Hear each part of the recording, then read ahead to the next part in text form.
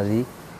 ये माँ कामाक्षी देवी का मंदिर प्राचीन मंदिर है, जहाँ पे पांडवों ने अज्ञातवास के समय माँ भगवती का पूजन किया था। तो उन्होंने माँ भगवती का पूजन किया। माँ भगवती ने उनको वरदान दिया क्या, जब तक आप इस विराट नगर में रहोगे तब तक आपको कोई पहचान नहीं सकेगा।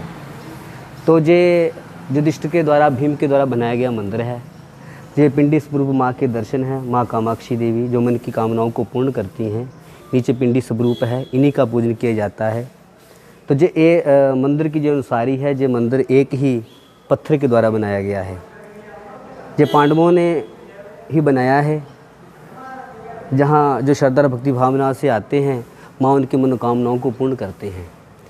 तो जहाँ पे चैत्र मास के नवरात्रे और अश्विन मास के नवरात्रे का मेला जहाँ लगा जाता है, बड़ी भारी संख्या में लोग आते हैं माँ की दरबार में, माँ के चरणों में अपनी हाजिरी लगाते हैं और मन की कामनाओं को पूर्ण करते हैं। ये जो मंदिर है आप इस देख रहे हैं, ये एक ही पत्थर के द्वारा बनाया गया है।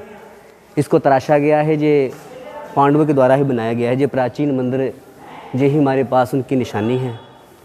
ये प्राचीन है। और आगे हम आपको दिखाते हैं कि जो महंत जहाँ पे रहे, जिन्होंने महंतों ने सेवा की है माँ के चरणों की। सर्वप्रथम महंत सर्वतगिर महाराज जी हुए, जिनकी समाध है। आगे महंत सुखदेव जी हैं, गिर जी जी इनकी समाध है, जिन महंतों ने सेवा की हुई, जहाँ माँ की भगवती का गुणगान किया। ये महंत आनंद गिरिज महाराज जी हैं। और आगे भी महंतों की समाधियाँ बनी हुई हैं, समाधि स्थल है। महंत हरदगिर महाराज जी, महंत सागरगिर महाराज जी, महंत श्री प्रेमगिर महाराज जी और महंत श्री भोगिर महाराज जी, महंत श्री मणिकंठगिर महाराज जी, ये उनके समाधि स्थल बने हुए हैं, जहाँ हर प्रकार की मनोकामनाएँ पूर्ण होती हैं। जो महंत रामगिर महाराज जी और महंत अमरगिर महाराज जी, ये उनकी समाधियाँ हैं। महंत कृष्णगिर महाराज जी ये हैं, ये भी महंत हमारे, जिन्होंने बड़ी सेवा की। उसके पश्चात वर्तमान समय में महंत राजगिर जी हैं, जो अब इस मंदिर परिसर के अध्यक्ष हैं, महंत हैं। उन्हीं की कृपा से ये जो कार्यक्रम चल रहा है, आगे आगे मंदिर की उसारी हो रही है, वो ही अपने बड़े प्रेम से, बड़े श्रद्धा भावना से मंदिर की अनुसारी कर रहे हैं। और ये मंदिर बड़ा ही प्राचीन है। माँ कामाक्षी दी मन की कामनाओं को पूर्ण करने वाले, और जो श्रद्धा से भक्त आते हैं उनकी हर मनोकामनाएं पूर्ण होती हैं। जय माता दी। ਸਾਰਿਆਂ ਨੂੰ ਜੈ ਮਾਤਾ ਦੀ ਜੀ। ਮੈਂ ਮਹੰਤ ਰਾਜਗਿਰੀ ਮਾਤਾ ਮੰਦਰ ਕਮਾਈ ਦੇਵੀ ਤੋਂ। ਇਸ ਮਾਂ ਜੀ ਦਾ ਮੰਦਿਰ ਕਾਮਾਕਸ਼ੀ ਦੇਵੀ ਜੀ ਦਾ ਹੁਸ਼ਿਆਰਪੁਰ ਜ਼ਿਲ੍ਹੇ ਵਿੱਚ ਹੈਗਾ। ਬਹੁਤ ਹੀ ਪ੍ਰਾਚੀਨ ਔਰ ਪ੍ਰਸਿੱਧ ਮੰਦਿਰ ਹੈ। ਇਸ ਮੰਦਿਰ ਨੂੰ ਬਣਾਉਣ ਵਾਸਤੇ ਪਾਂਡਵਾਂ ਨੇ ਅਗਿਆਤਵਾਸ ਦੇ ਦੌਰਾਨ ਇਸ ਮੰਦਿਰ ਦੀ ਸਥਾਪਨਾ ਕੀਤੀ। ਪਾਂਡਵਾਂ ਦਾ ਜਦੋਂ ਅਗਿਆਤਵਾਸ ਸ਼ੁਰੂ ਹੋਇਆ ਤੇ ਉਹਨਾਂ ਨੇ बड़ी वड्डी एक अपने समस्या महसूस की, जिदा कि टेंशन महसूस की कि 12 साल पूरी दुनिया दे विच उन्होंने किते भी घूम फिर सकते थे, कोई पाबंदी नहीं सी। परंतु एक साल जिहड़ा अज्ञातवास है उन्होंने छुप के रहना सीगा कि जे उन्होंने पहचान लिया जाए तो दोबारा 12 साल का बनवास होएगा।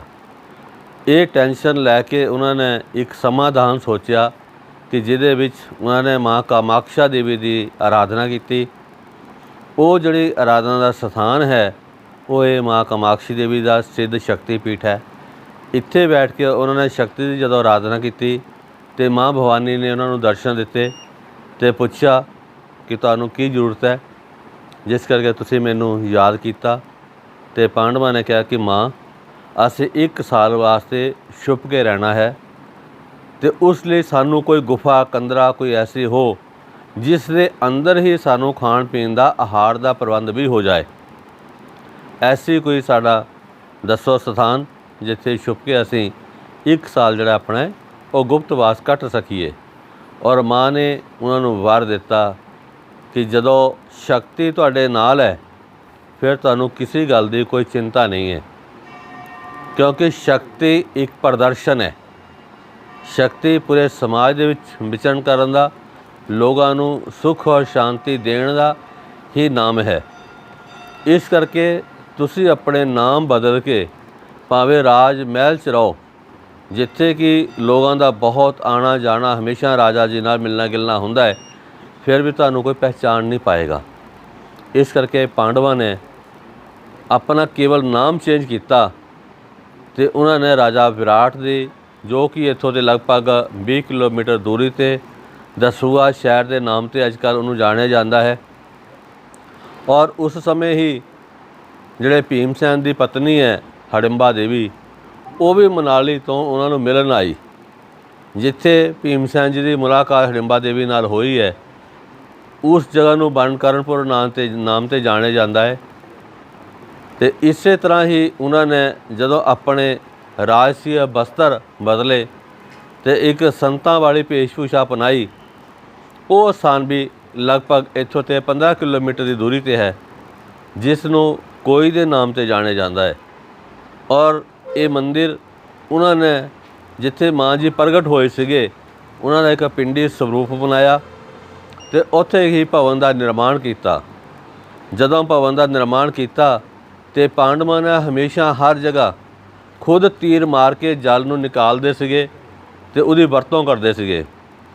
ਪਰੰਤੂ ਇੱਥੇ ਮਾਂ ਕਾਮਾਕਸ਼ਾ ਦੇਵੀ ਨੇ ਆਪਣੇ ਚਰਨਾਂ 'ਚੋਂ ਹੀ ਇੱਕ ਜਲ ਦਿੱਤਾ, ਜਿਹੜਾ ਕਿ ਬਿਲਕੁਲ ਮੰਦਰ ਦੇ ਲਗਭਗ 50 ਫੁੱਟ ਦੀ ਦੂਰੀ 'ਤੇ ਉਹ ਸਰੋਵਰ ਹੈ।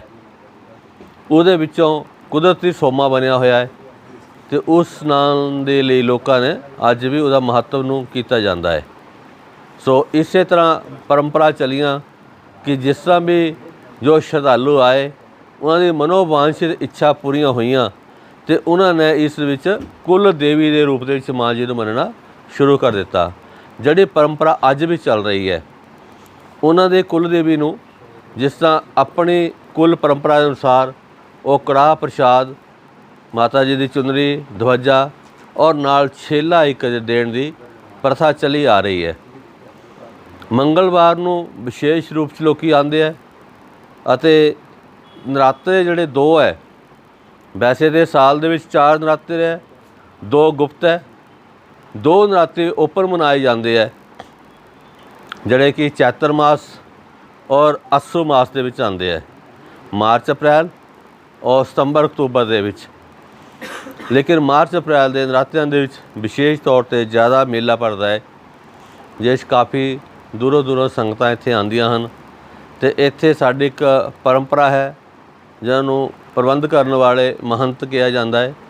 ਅਤੇ ਇਹ ਜਿਹੜੀ ਮਹੰਤ ਹੈਗੇ ਹੈ, ਇਹ ਇੱਕ ਸੰਨਿਆਸੀ ਪਰਿਵਾਰ 'ਚੋਂ ਹੀ, ਜਿਸ ਤਰ੍ਹਾਂ ਕੋਈ ਬੱਚਾ ਇੱਥੇ ਆਇਆ ਗਿਆ ਰਿਹਾ, ਉਹਨੇ ਇਸ ਸਥਾਨ ਦੇ ਮਹੱਤਵ ਨੂੰ ਸਮਝਿਆ, ਉਸ ਦੀ ਜਾਣਕਾਰੀਆਂ ਦੇ ਅਨੁਸਾਰ ਉਹਨੂੰ ਫਿਰ ਦੀਕਸ਼ਾ ਕੀਤੀ ਜਾਂਦੀ ਹੈ ਅਤੇ ਉਹ ਬ੍ਰਹਮਚਾਰੀ ਹੀ ਉਹਦਾ ਜੀਵਨ ਜੋ ਹੈ ਉਹ ਰਹਿਣਾ ਚਾਹੀਦਾ ਹੈ। ਐਸੀ ਪਰੰਪਰਾ ਬਣੀ ਚਲੀ ਆ ਰਹੀ ਹੈ। ਅਤੇ ਇੰਨਾ ਹੀ ਮੈਂ ਕਹਿੰਦਾ ਹੋਇਆ ਸਾਰੇ ਹੀ ਭਗਤਾਂ ਨੂੰ ਜੈ ਮਾਤਾ ਦੀ, ਜੈ ਮਾਤਾ ਦੀ ਜੀ।